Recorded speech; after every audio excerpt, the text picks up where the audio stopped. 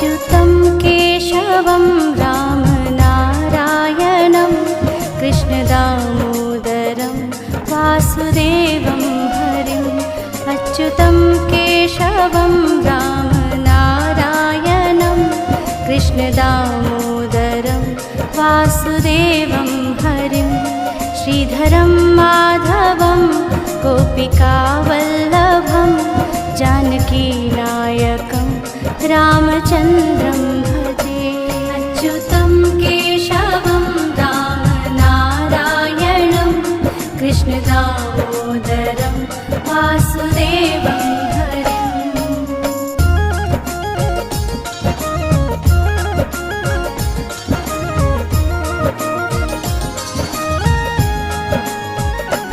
अच्युतं केशवं सत्यभामाधवं माधवं